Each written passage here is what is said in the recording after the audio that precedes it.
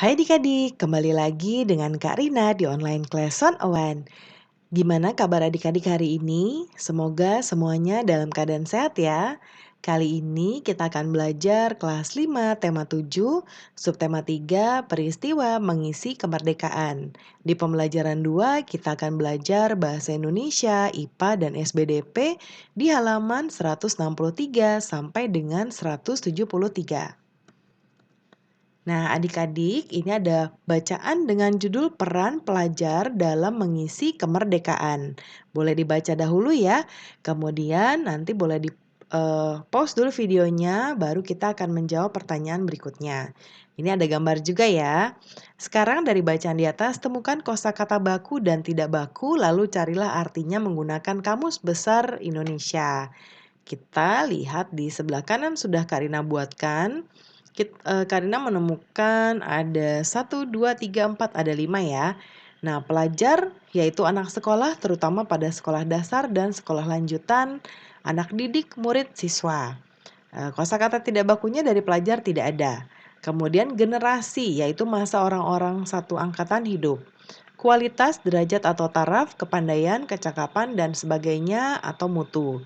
Ya, kosakata tidak bakunya kualitas. Pramuka, Praja Muda Karana, organisasi untuk pemuda yang mendidik para anggotanya dalam berbagai keterampilan, disiplin, kepercayaan pada diri sendiri, saling tolong-menolong, dan sebagainya. Kemudian kreatif, memiliki daya cipta, kemudian memiliki kemampuan untuk menciptakan, ya.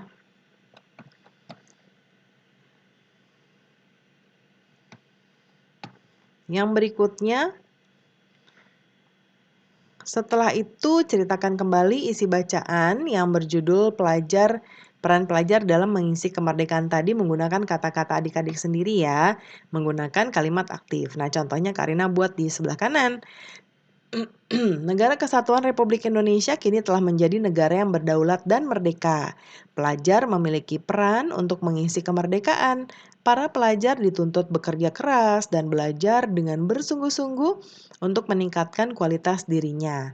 Belajar tidak hanya dilakukan di lingkungan sekolah, belajar dapat dilakukan melalui kegiatan-kegiatan kemasyarakatan. Perjuangan pelajar tidak lagi mengangkat senjata dan berlaga di medan perang. Pelajar harus berjuang untuk melawan kebodohan, kemiskinan, rasa malas, rasa mudah menyerah, dan dapat merugikan masyarakat dan bangsa. Kemudian berikutnya, salah satu peran yang ditunjukkan oleh pelajar dalam mengisi kemerdekaan adalah dengan belajar giat dan melakukan kegiatan-kegiatan yang positif. Carilah informasi mengenai perilaku dan kegiatan positif yang dapat dilakukan pelajar di lingkungan berikut. Lalu perhatikan contoh yang dibuat ya. Contohnya di sini membantu pekerjaan rumah sehari-hari, di sekolah mengikuti upacara dengan hikmat dan disiplin, di masyarakat melaksanakan jam wajib belajar dengan disiplin. Contoh berikutnya kita akan lihat di sebelah kanan, yaitu bekerja sama dengan anggota keluarga lainnya. Karina bacakan yang di rumah dulu ya. Ini ya, saling menghormati dan menghargai sesama anggota keluarga, melaksanakan perintah yang diberikan orang tua, memanfaatkan waktu untuk belajar daripada bermain, mengerjakan tugas-tugas yang menjadi tanggung jawabnya di rumah.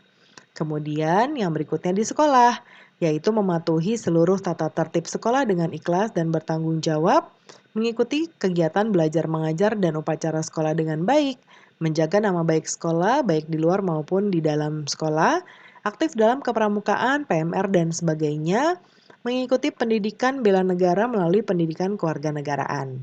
Lalu yang di masyarakat, yang pertama tadi dari contoh ini sudah ya.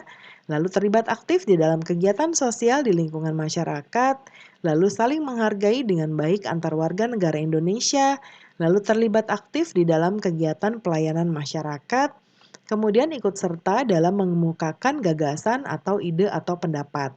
Dan yang terakhir mengikuti perlombaan 17 Agustus yang diadakan panitia setempat. Nah, yang berikutnya ada pelajaran tentang catatan harianku.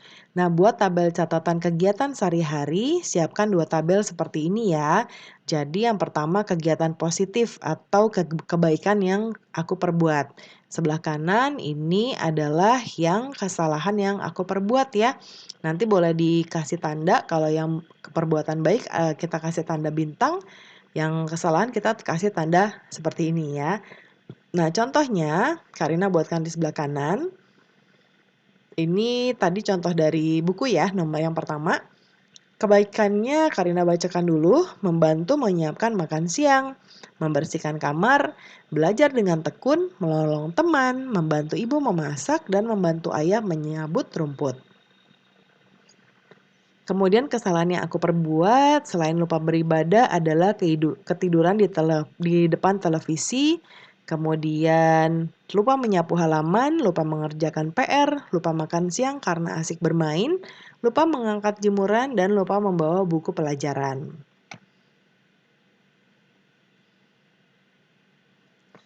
Nah, yang berikutnya ada bacaan ya adik-adik di sini boleh dibaca dahulu. Kemudian juga ada percobaan tentang mengamati perubahan wujud benda.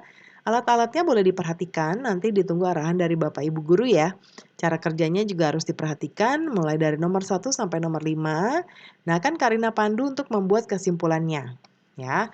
Nah, berikutnya kita bacakan ya. Pembuatan garam dari air laut yang dilakukan dengan cara proses penguapan dengan menggunakan pemanasan lilin menunjukkan perubahan wujud dari benda gas menjadi benda padat atau yang disebut pengkristalan.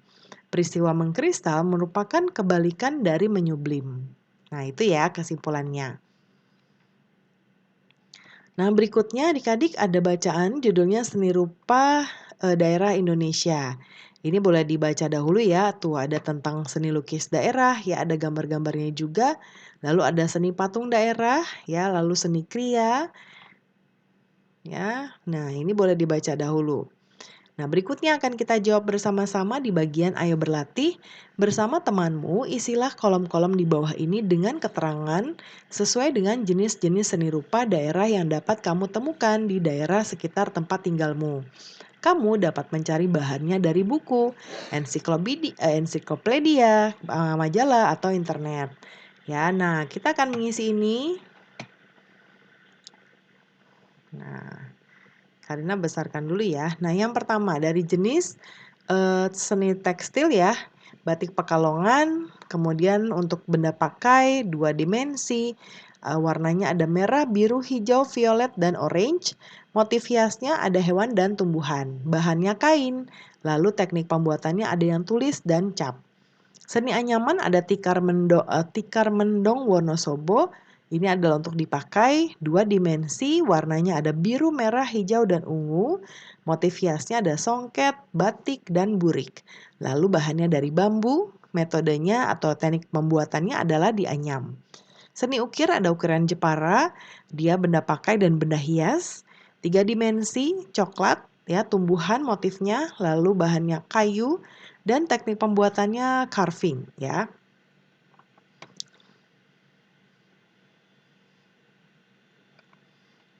Nah, yang berikutnya bagian ayo berenungkan ya. Nah, ini bagaimanakah caramu dapat mensyukuri hal ini? Nah, sebagai siswa terpelajar harus rajin belajar dan menuntut ilmu pergi ke sekolah. Berangkat ke sekolah dengan jujur. Jujur itu bukan hanya berangkat dari rumah sampai sekolah, tapi siswa yang terpelajar harus menunjukkan sikap yang baik dan selalu memperhatikan ketika guru sedang mengajar. Nah, pembelajaran kita sudah selesai ya adik-adik. Semoga pembelajaran kita hari ini bisa bermanfaat. Terima kasih sudah menonton sampai akhir. Mohon dimaafkan apabila ada kesalahan dalam perkataan maupun dalam materi yang diberikan. Sampai jumpa di pembelajaran berikutnya.